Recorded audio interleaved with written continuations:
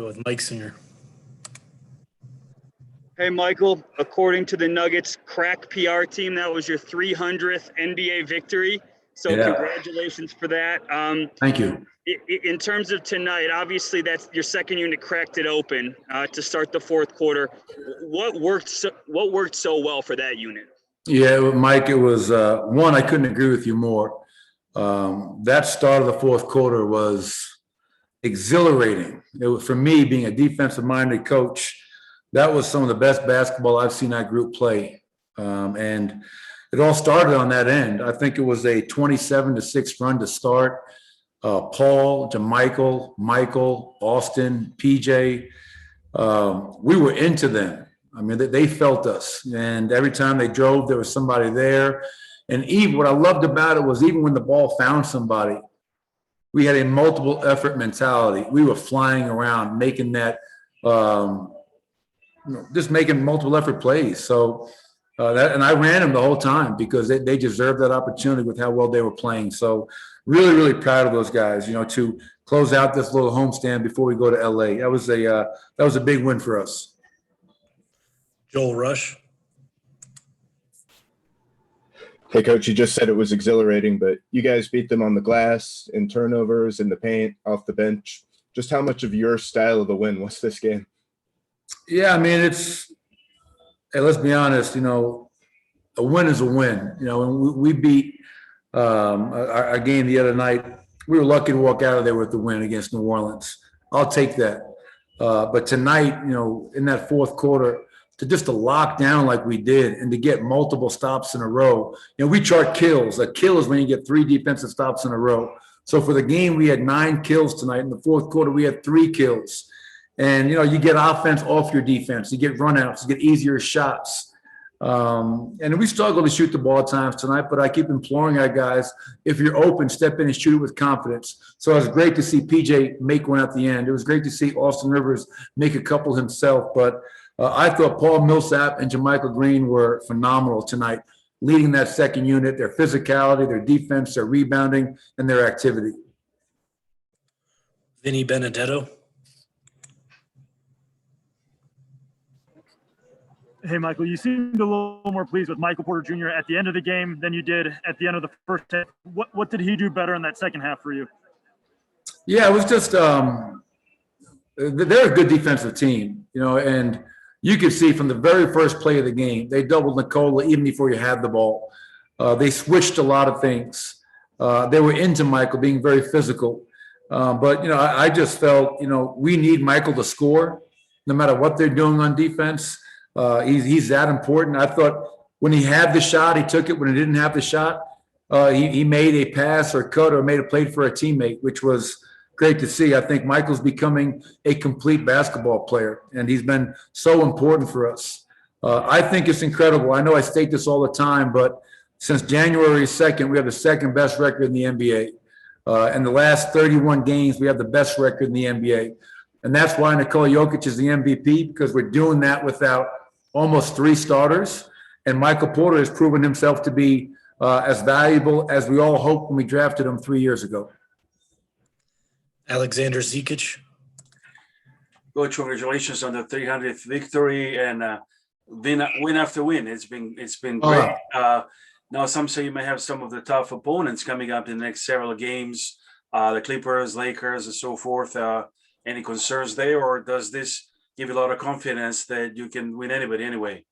Yeah, well, I think, Alexander, appreciate your sentiment, but I think our team has proven time and time again that we can play with anybody. We can beat anybody. We have. So, yes, it's a tough schedule, but it's been tough all season long. And through the injuries, through the COVID protocols, we continue to find a way. I mean, Jamal Murray is one of the better young players in the entire NBA. And to be 8-1 now without Jamal speaks volumes about our group. Once again, it speaks volumes about Nikola Jokic, why he's an MVP, and it speaks to the quality of our depth. Guys like Shaq Harrison, Austin Rivers are helping us win games, as are Facu, PJ, and everybody else. And we're just going to worry about the LA Clippers right now. That is our next game. We're not going to look at it as a 5-game window. We take one opponent at a time. We're going to go to LA. It's a big game, and hopefully we can go out there and compete and try to get a quality road win. Michael Kelly. Yeah, Coach, that start of that fourth quarter gave you that cushion, and you were able to rest Nicola for that whole period. How big was that, considering last night's game and the road trip you got coming up? Yeah, that was really important.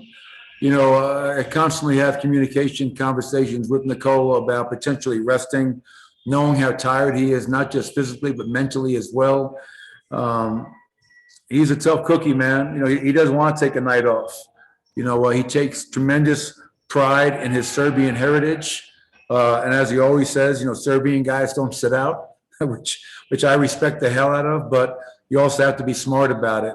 So anytime you can get him rest and not play him, that's only going to help him, not just against the Clippers, but as we approach these last 9 games and into the postseason. So it was great to keep his minutes, you know, to 28 and not have them, and Aaron Gordon to 24 and PJ. So the minutes were really good tonight. So hopefully we can continue to do that as we move forward in these last 9.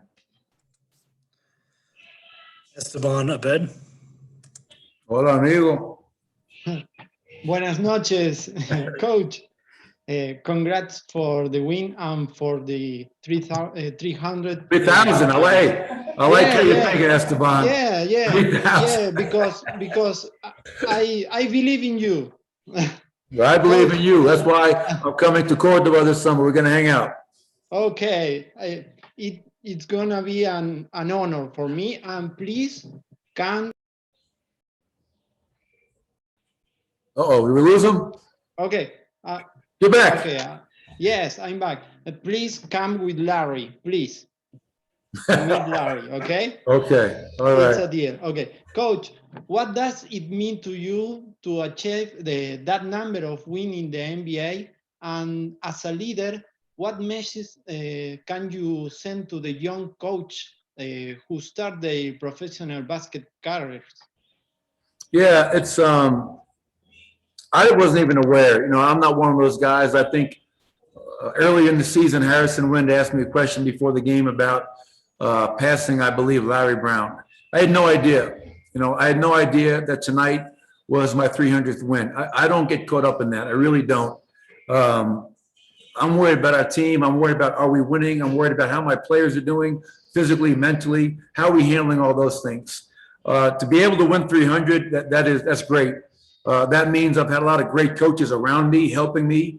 I've had a tremendous front office that's given me this opportunity. I have a tremendous ownership group in the Kroenke family that has given me this opportunity to lead this team for 6 years now. And most importantly, I have tremendous players. So for 6 years to be here, and obviously it's also wins that were in Sacramento, and hopefully we can win a lot more. As far as the message to young coaches, obviously, if you have a passion for this game, if you have a passion to teach this game, keep working. Obviously, I got lucky. I got a lot of breaks. I got my foot in the door, continue to prove myself. But one thing my father always told me, stay true to yourself. Don't try to be something you're not. Learn as much as you can. You're never done learning. And just, if you're lucky like me to be around people that you love and care about every day, it makes this the best job in the world. All right, that'll do it. Thank you, Coach. All right, thank you.